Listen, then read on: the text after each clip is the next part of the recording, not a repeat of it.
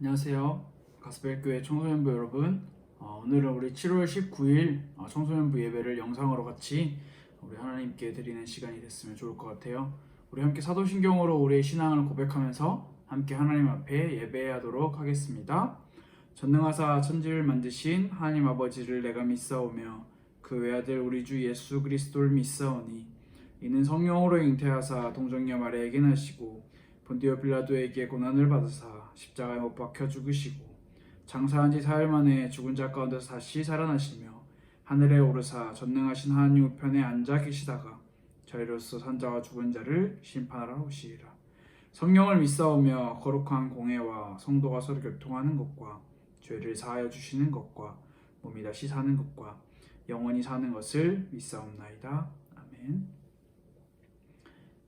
우리 오늘 같이 함께 각자의 자리에서 영상을 보면서 함께 찬양하는 시간을 갖도록 하겠습니다. 우리 함께 찬양하도록 하겠습니다.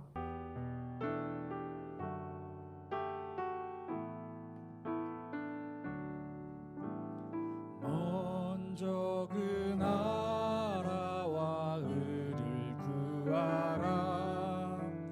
그 나라와 그를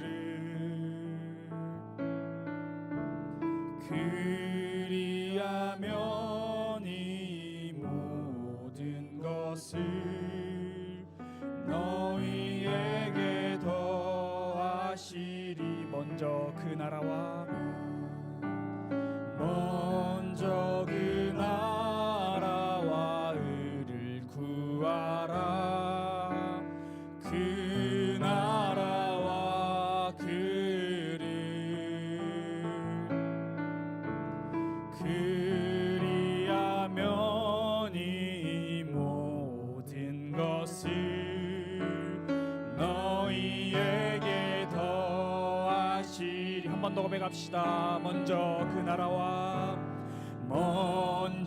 그 나라와 의를 구하라. 그 나라와 그를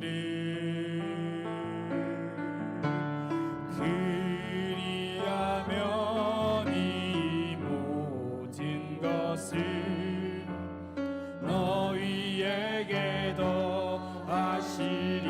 할렐루야.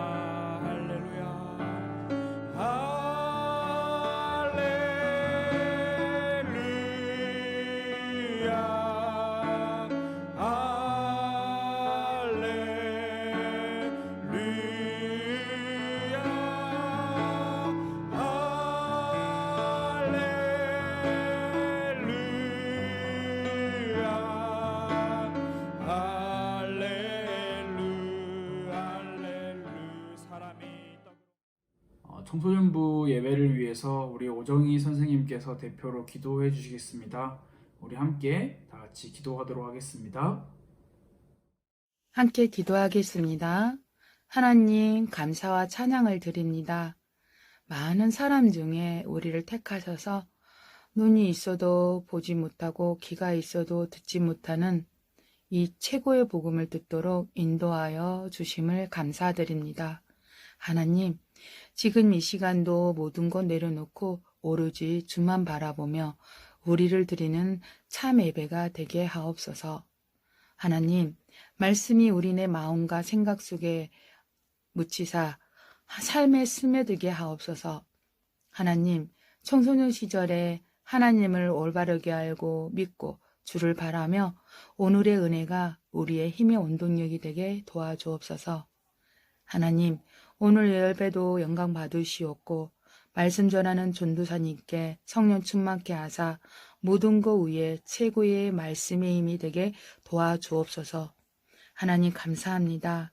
가스펠 교회의 미래의 주인공이 될 청소년 교회학교 자녀들이 더욱 하나님 앞에 하나님이 주신 달란트를 발견하고 오늘을 성실, 최선 다하는 참 믿음의 증인 되게 하옵소서.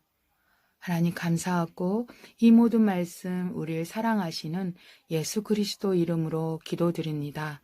아멘. 오늘 하나님께서 우리에게 주시는 말씀은 디도서 3장 5절에서 7절 말씀입니다. 조금 익숙하지 않은 성경 말씀이죠. 우리 신약 성경에 있는 디도서 말씀입니다. 디도서 말씀 함께 찾아보고 우리 화면에도 나오는 거 한번 같이 봤으면 좋을 것 같아요.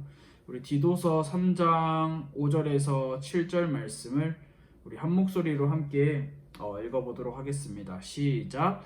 우리를 구원하시되 우리가 행한 바 의로운 행위로 말미암지 아니하고 오직 그의 긍휼하심을 따라 중생의 씻음과 성령의 새롭게 하심으로 하셨나니 우리 구주 예수 그리스도로 말미암아 우리에게 그 성령을 풍성히 부어주사 우리로 그의 은혜를 힘입어 의롭다 하심을 얻어 영생의 소망을 따라 상속자가 되게 하려 하심이라. 아멘. 오늘은 우리가 함께 이 구원의 서정, 구원의 순서에 대해서 함께 조금 살펴보는 시간을 가질 건데 앞으로 계속 이 구원에 대한 내용을 우리가 살펴볼 거예요. 근데 오늘은 이제 기본적으로 좀 이론을 정리하고 기본적인 내용을 좀 다지는 그런 시간을 가져보려고 해요. 우리가 지금까지 정말 많은 시간, 벌써 이제 7월달 중반이 되어서 우리가 꽤나 긴 시간 동안 이렇게 코로나로 예배를 하지 못하고 있는데 그 가운데서도 우리가 배우고 있는 내용이 이 기독교 신앙의 아주 기본적이고 기초적인 그런 교리를 우리가 함께 배우고 있어요. 우리가 최근에 한 8번 정도의 시간을 그리스도께서 우리를 위해 어떤 직분과 어떤 상태에 계셨는지, 죽을 수밖에 없었던 우리를 예수님께서 어떻게 구원하여 주셨는지에 대한 내용을 살펴봤는데, 인간이 되셔서 성육신 하셔서 이 땅에 오신 그리스도에 대해 살펴봤었고, 그리고 선지자, 제사장, 왕의 직분을 감당하신 그리스도에 대해서 함께 살펴봤었죠. 그리고 낮아지심과 높아지심의 상태로 우리에게 보여주신 그리스도에 대해서 함께 말씀을 나누었어요. 여러분들이 이 모든 것을 다 기억하는 게 정말 어렵지만 여러분들이 기록한 말씀, 그리고 여러분들이 노트에 적은 그런 말씀을 여러분들이 한번 이렇게 다시 한번 보는 그런 시간이 꼭 있었으면 좋겠어요. 그리고 이 시간부터는, 오늘부터는 우리를 위하여 구원하신 그리스도를 통해서 우리에게 유익이 생기는데 그 유익에 대해서 함께 공부를 할 거예요. 그런데 여러분들이 알고 있어야 하는 부분 딱 2가지를 짚고 넘어갈게요. 유익이라고 하는 이 단어가 우리가 그동안 알고 있었던 세상이 말하는 유익과 이익이 아님을 구별하는 게 첫 번째고요. 그리고 두 번째는 우리가 성령 하나님이라고 하는 그 분에 대해서 중요한 초점을 맞추고 함께 살펴보는 시간을 가져보려고 해요. 그래서 오늘은 29번째 질문과 답이에요. 제가 먼저 질문을 읽고 답을 읽어볼 테니 여러분들은 화면을 보시면서 한번 같이 마음속으로 혹은 소리내서 한번 읽어보세요. 먼저 질문입니다. 어떻게 우리가 그리스도께서 성취하신, 값 주고 사신 구속의 참여자가 되는가? 답을 읽어보겠습니다. 성령께서 자신의 역사인 유효적인 소명을 통하여 그리스도께서 성취하신, 값 주고 사신 구속을 우리에게 적용하심으로써 우리가 구속의 참여자가 된다. 이렇게 그냥 문자적으로 읽으면 정말 어려워요. 저도 이것을 보면서 어려운 내용이다라는 생각이 먼저 들었는데 우리가 이걸 조금 더 쉽게 설명을 하면서 여러분들에게 이해가 갈 수 있도록 제가 한번 설명을 해볼게요. 아무 죄가 없으신 그리스도께서 자신의 목숨 값을 주고 지난주에 우리가 지난번부터 계속 말씀을 배웠죠. 죄의 값은 사망이다. 그런데 예수 그리스도께서 자신의 목숨을 내어주셨는데 예수 그리스도는 죄를 알지도 못하시고 죄를 가지고 계신 분이 아니셨는데 그분께서 우리를 위하여 자신의 목숨 값을 대신 지불하셨다. 우리의 목숨 값을 지불해야 되는데 예수님께서 대신 지불하신 거예요. 그 구원은 우리를 죄와 저주와 사망 가운데서 건지시기 위함이었어요. 왜냐하면 우리는 예수 그리스도의 그 구속, 예수 그리스도의 구원이 아니고서는 죄와 저주와 사망 가운데서 빠져나올 길이 없기 때문이에요. 사실 우리는 아무것도 한 게 없어요, 여러분. 구원에 있어서 우리가 어떤 행동이나 능력이나 자리나 우리의 어떤 의, 우리의 어떤 착한 마음, 우리가 열심히 살아가는 우리의 행동, 그런 것들이 구원에 영향을 끼친 것은 단 하나도 없어요. 그렇다면 대체 어떻게 우리가 구속에 참여하는 자가 될 수 있을까라고 하는 이 질문을 우리는 잘 생각을 해봐야 해요. 오늘 함께 나눈 내용을 통해서 우리가 이 구속에 대해서 새롭게 확인하고 배워보는 시간을 가져보려고 해요. 먼저는 성령 하나님에 대해서 우리가 함께 살펴보려고 하는데요. 오늘 우리가 함께 읽은 이 질문과 답에 대한 첫 번째 내용, 그리고 우리가 함께 오늘 읽은 이 디도서 말씀에서도 성령께서라고 하시는 그 말씀이 있는데, 성령 하나님의 역할을 우리가 성령 하나님에 대한 생각을 한번 해보는 시간이 되었으면 좋을 것 같아요. 아주 중요한 부분으로 먼저 짚고 넘어가야 할 부분이 뭐냐면, 하나님께서 택하신 유일한 구속주, 하나님께서 택하신 유일한 구원자, 그분이 누구인가 라는 부분을 확실하게 알고 넘어가야 하는데, 그 부분은 바로 예수 그리스도 한 분뿐이시죠. 예수 그리스도, 그분이 하나님께서 택하신 유일한 구속자, 구속주라는 사실을 우리는 반드시 기억을 하고 있어야 돼요. 그 그리스도께서 성령을 통하여 택한 하나님의 자녀들에게 일하시는데, 여기서 이제 성령에 대한 역할이 그리스도께서 성령을 통해서 우리에게 일하신다라는 내용을 우리가 처음 접할 수 있는데, 우리가 우리의 힘으로 예수 그리스도께서 이루신 구원에 참여할 수 있을까라고 하는 그 질문에 우리는 바로 대답을 할 수 있겠죠. 불가능합니다. 우리에게 보내주신 성령께서 우리가 구원에 참여할 수 있도록 인도해 주신다라는 이 사실을 우리가 꼭 기억을 해야 해요. 성령에 대해서 우리가 함께 살펴볼 건데, 혹시 여러분들이 알고 있는 성령에 대한 느낌? 성령에 대한 이미지가 있을까요?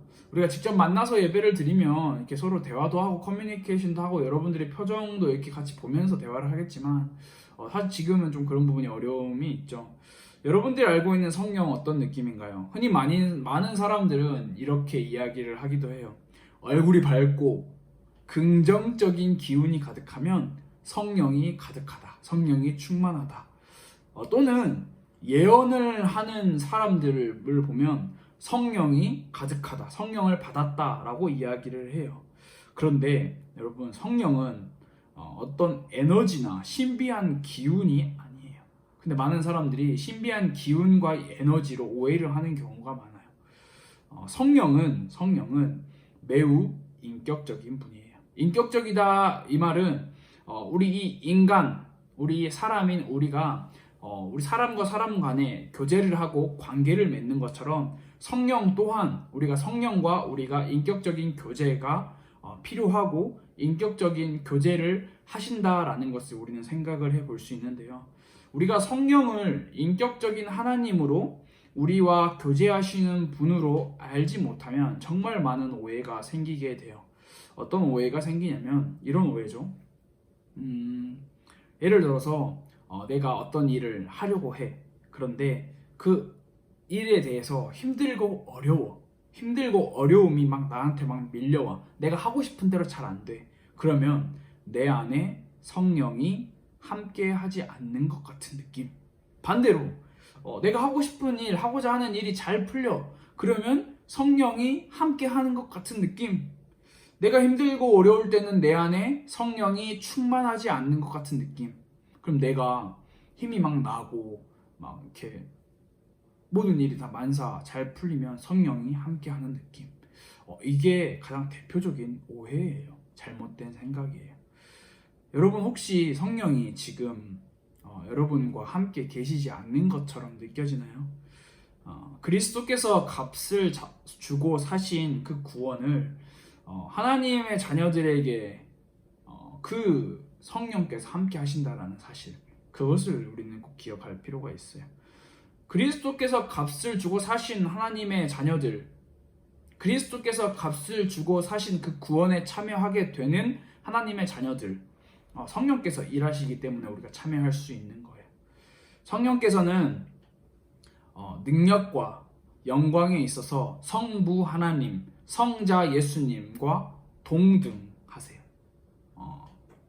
착각할 수도 있고 실수할 수도 있고 놓칠 수 있는 부분인데, 성부 제일 높은 단계, 성자 두 번째 단계, 성령 세 번째 단계, 이런 단계적으로 이렇게 차별성, 차등의 관계가 아니라 동등하신, 각자의 맡으신 위에서 제1위 하나님, 제2위 예수님, 제3위 성령 하나님, 삼위일체 하나님, 이런 부분을 우리가 설명할 수 있는데 여러분들이 하등한 관계, 어떤 낮고 높음의 관계가 아니라는 것을 꼭 기억을 할 필요가 있어요. 우리가 구원이라고 하는 이 부분에 대해서 사실 정말 많이 들었어요. 예수님을 믿고 그 예수님을 우리의 마음속으로 영접하면, 내가 입으로 고백을 하면 구원을 받습니다. 예수 그리스도께서 값을 주고 성취하신 이 구원에 대한 말들이 우리가 지금까지 들어온 말들, 그리고 앞으로 들어올 말들, 그리고 지금 우리가 살아가고 있는 이 시대에 정말 많이 나타나고 있는 말들이 정말 많아요. 근데 이게 그냥 단순히 우리가 살아가고 있는 이 시대에만 나타나는 것이 아니라 역사적으로 거슬러 올라가면 계속 살펴볼 수 있는 내용이 있어요. 어떤 사람들은 이렇게 이야기를 해요. 인간을 구원하는 능력이 바로 인간 자신에게 나온다. 이 경우는 인간이 자신의 구원자가 되는 것이에요. 여러분 어때요? 멋지나요? 아주 잘못된 거예요. 또한 구원의 문제가 일부는 하나님께, 일부는 인간에게 있다고 가르치는 경우도 있어요. 하나님께만 있는 것이 아니고 인간에게도 있다.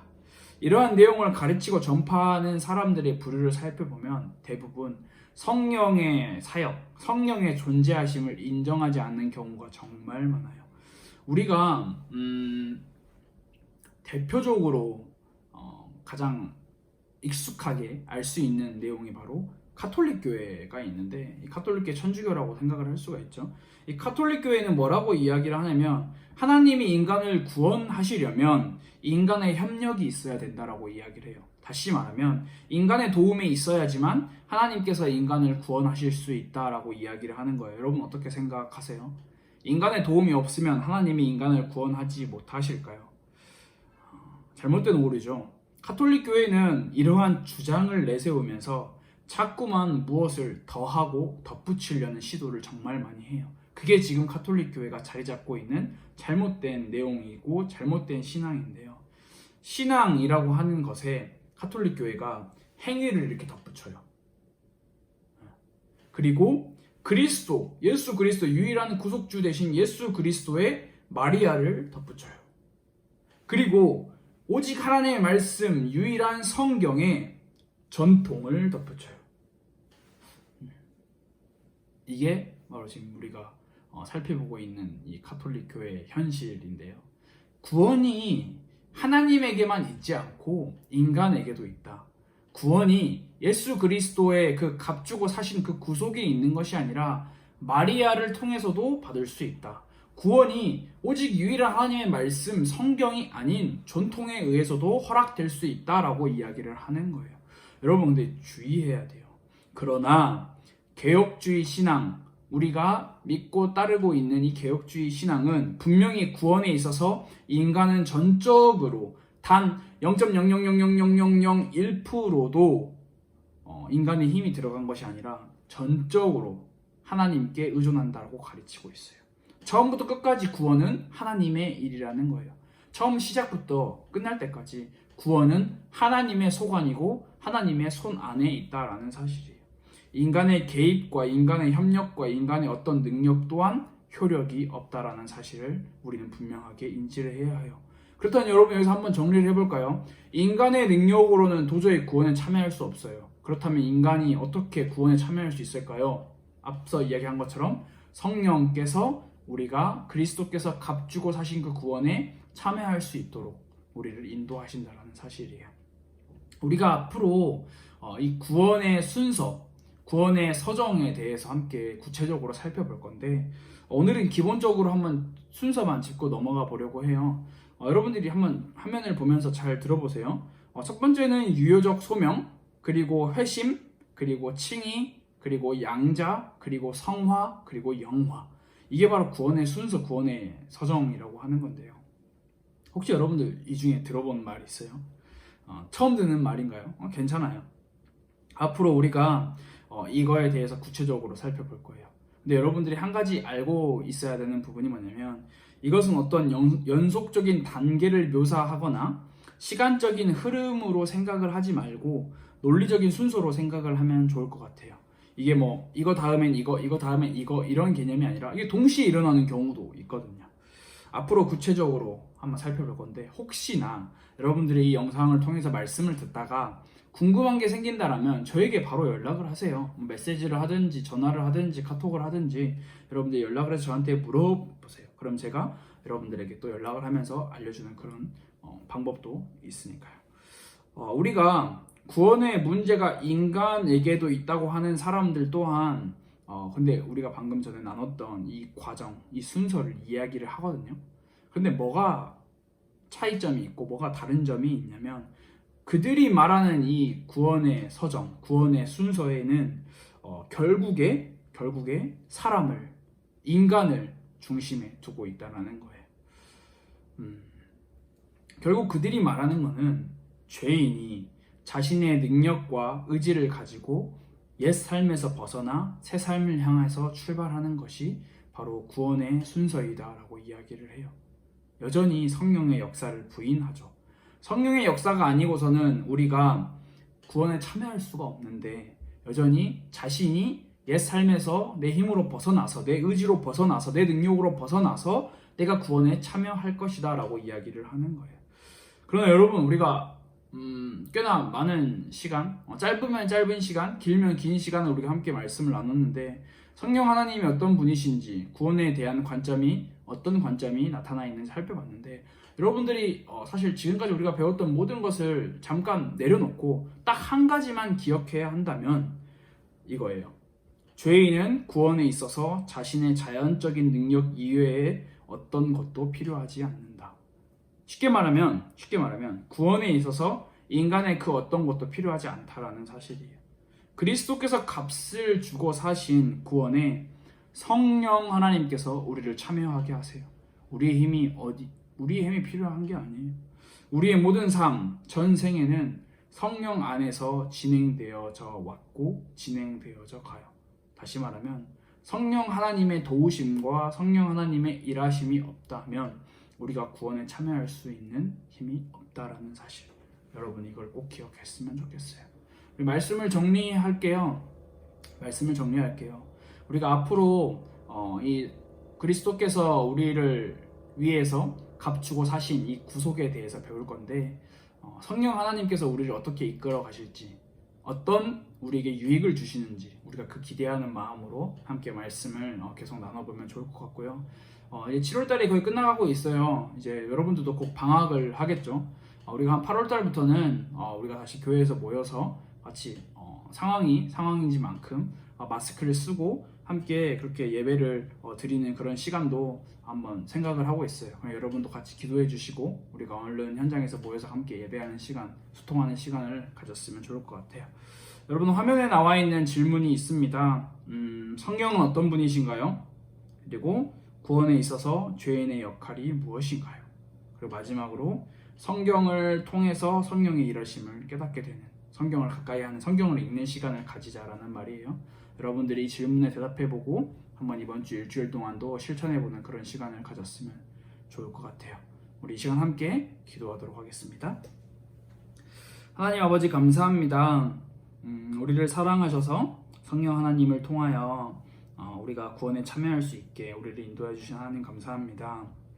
우리가 우리의 세상을 살아가는 우리의 삶을 살아가는 동안에 우리의 힘과 우리의 능력으로 구원에 참여하고 구원을 얻을 수 있다고 생각하는 것이 아니라 오직 하나님의 말씀, 오직 하나님의 은혜로만 우리가 구원을 받을 수 있음을 성령 하나님을 통해서만 우리가 그 구원에 참여할 수 있음을 깨닫는 시간이 될 수 있도록 주님 인도하여 주세요.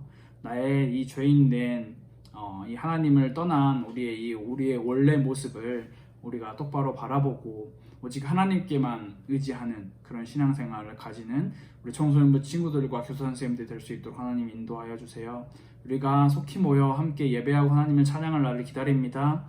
하나님께서 우리의 마음을 지켜주시고 하나님께서 우리의 삶을 인도하여 주세요. 예수님의 이름으로 기도합니다. 아멘. 우리 함께 주기도문으로 예배를 마치도록 하겠습니다. 하늘에 계신 우리 아버지여, 이름이 거룩히 여김을 받으시오며 나라가 임하시오며 뜻이 하늘에서 이루어진 것 같이 땅에서도 이루어지이다. 오늘 우리에게 일용할 양식을 주시옵고 우리가 우리에게 죄 지은 자를 사하여 준 것 같이 우리 죄를 사하여 주시옵고 우리를 시험에 들게 하지 마시옵고 다만 악에서 구하시옵소서. 나라와 권세와 영광이 아버지께 영원히 있사옵나이다. 아멘. 여러분들 이번 주 한 주간 동안 말씀을 꼭 다시 듣고 그리고 성경 말씀을 꼭 가까이 하는 그런 시간을 가지길 바래요. 우리 다음 시간에 우리 만나도록 하겠습니다.